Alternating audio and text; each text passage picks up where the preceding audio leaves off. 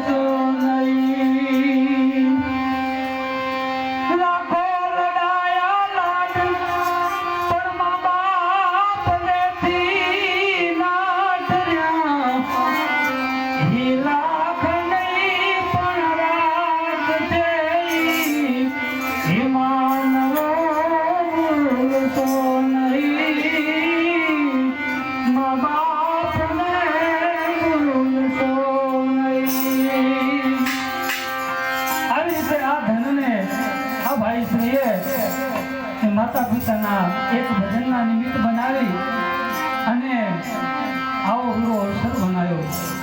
આ ઉજાડ્યું કહેવાય. આ ધન સંપત્તિ એક ધર્મના કામને વાપરી કહેવાય. એટલે સંતોનો ઘણો ઉપકાર છે અને એવા જ કોઈ મહાપુરુષના આવા ભજનો ગવાતા હોય છે. હમણાં ભાઈશ્રીએ ગાયું કે વીજળીના ચમકારે મોતીડો ફરી ગયો, નહીતર અચાનક અંધારા થશે.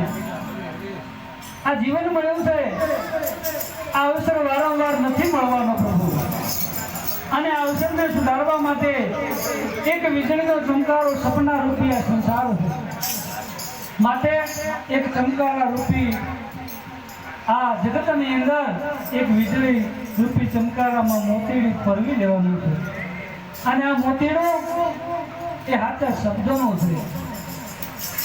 આવા મહાપુરુષોના સંગમાં બેહી કંઈક સાચો શબ્દ જો આ શ્રવણે સુણાઈ જાય અને એ હૃદય સુધી પહોંચી જાય ને તો જીવન ધન્ય બની જાય. કોઈ મહાપુરુષના શરણમાં જઈ આ વાતને નતમસ્તક થઈ પોતાનો સંપૂર્ણ અહંકાર મૂકી દઈ અને આ ખેલ ખાંડાની દાળ જો સમજી લઈએ ને તો જીવન ધન્ય બની જાય. માટે સંતોના ઘણા બધા ભજનો છે. Oh